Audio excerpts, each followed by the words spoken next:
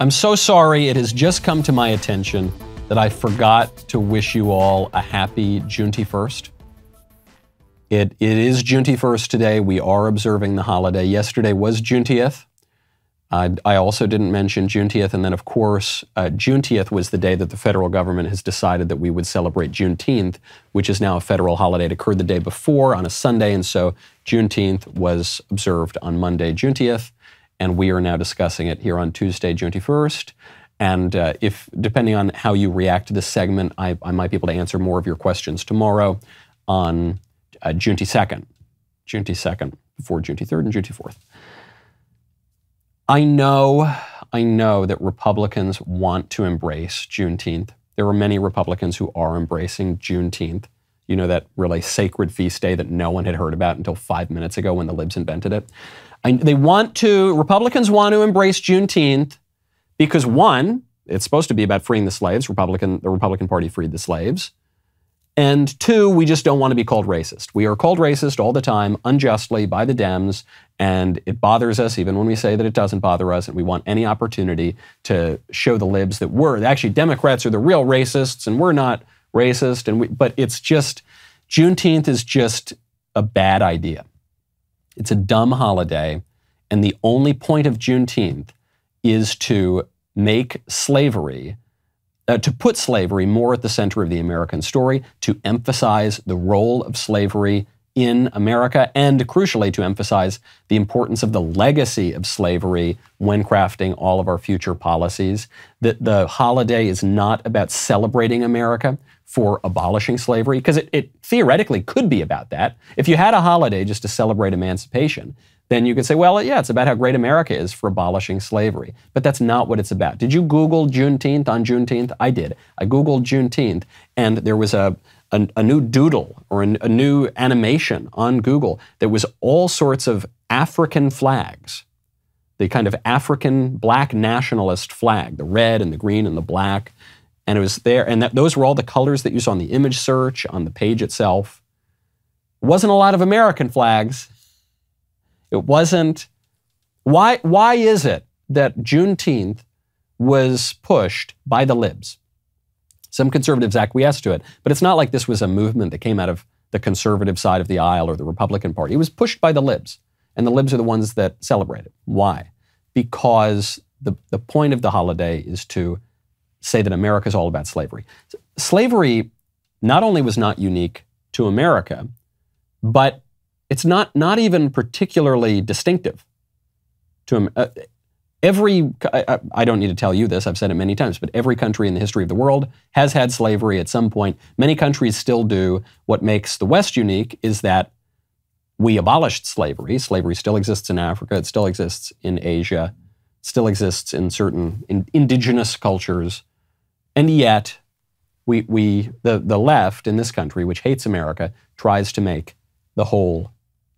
slavery the entire American story. So I just think it's a bad idea. It's also historically a sort of dumb day to celebrate the end of slavery because it doesn't mark the end of slavery. Slavery, you could say slavery ends with the Emancipation Proclamation. That happened before Juneteenth, long before Juneteenth. You could say slavery really officially ends with the passage of the 13th Amendment that happens long after Juneteenth.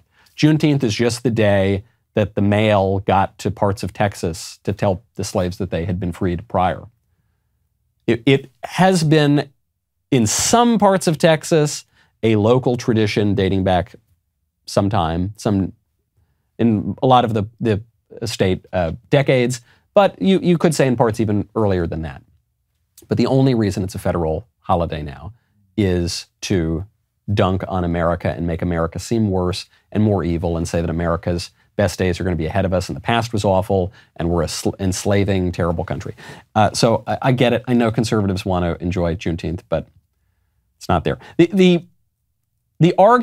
As I've said, I get the argument for Juneteenth because black people have a unique position in America in that the ancestors of black people were not people who chose to come here. They were in large part brought here involuntarily. And I am not one of those conservatives who says that, well, that was then, this is now, forget about the past, let's only focus on the present and the future. There might be some practical wisdom to that, but also history matters. I get it. is there any more conservative point of view than to observe that history and tradition and culture and the link between the generations actually matters? No, of course all those things do matter. But the point of emancipation, the point of the 13th Amendment, the point of the Reconstruction era is to say black people are Americans now. We have settled that question. And so your Independence Day is the same Independence Day as the white people. It's the same Independence Day as everyone else in America. It's July 4th. That's the day we're going to celebrate. By creating a separate Independence Day, which is what Juneteenth is, the law creating Juneteenth says it's the Juneteenth National Independence Day, is to say there's a separate Independence Day for black people, that black people are not really Americans. We're not all just Americans. There's actually a big distinction, and we're never going to come together, and we're never going to be a real country. That's what the left wants it for. And that's a bad idea. It's not a good idea. So it's a bad holiday. I much prefer Juneteenth and Junetyfirst and Juneteenth. Speaking of slavery and the legacy of slavery, Ibram X. Kendi, one of the most successful hustlers, huckster, con artists in America, who's really enriched himself on white guilt and liberal prattling on about slavery and legacy of slavery and race politics. Ibram Kendi says that the fight to free the slaves is being reenacted today in the fight to take away your AR-15s. I know you have a 6-year-old daughter. So I wonder, how are you going to teach her what this holiday is? Well, I'm actually going to teach her that it's Freedom Day, and that throughout this nation's history, there's been two perspectives on freedom, really two fights for freedom. Enslaved people were fighting for freedom from slavery, and enslavers were fighting for the freedom to enslave. And in many ways, that sort of contrast still exists today. There are people who are fighting for freedom from assault rifles, freedom from poverty, freedom from exploitation. And there are others who are fighting for freedom to exploit, freedom to have guns, freedom to maintain inequality. So I really want to get her to understand that there are multiple kinds of freedom, and she should be fighting for and joining with those who are fighting for freedom from something like slavery. As with almost everything Ibram Kendi says, this is a giant dumb point, a dumb, stupid point with a little kernel of a smart point hidden in there. So the comparison between taking away people's guns and freeing the slaves is not only a silly and absurd comparison, but they're really sort of opposite points. To have a gun, the whole reason to have a gun, right there in the Second Amendment, is to protect yourself. It is to give yourself some independence so that you are not easily enslaved and controlled. It's not to go hunting. It's not to go shooting clay pigeons. It's to protect yourself. It's to defend your freedom, even in that traditional understanding of freedom. But the smart point hidden inside all of Kendi's stupid demagoguery is that today, the way we talk about freedom is very relativistic. The way we talk about freedom is kind of a zero-sum game. When some people get freedom, other people lose freedom. And so freedom is not reasonable. It's not logical. It's not tied to anything in objective reality. It's just about all different competing interests. The interests between the slavers and the enslaved, between the people who want guns and the people who don't want guns, the people who want drugs and the people who don't want drugs in the streets. That's the way that we do talk about freedom today. It's a stupid view of freedom, though it is how we talk about it. The freedom of the transgender woman to use the women's bathroom, even though he's a dude. The freedom of the transgender woman to swim on the girls' swim team, even though he's a dude, necessarily infringes on the freedom of the women to have their own bathrooms and locker rooms where they can change and don't need to have men expose their genitals to them. Or infringes on the freedom of women to have their own swim teams and swimming leagues where they can win their own trophies and win their own scholarships and not constantly be beaten by men.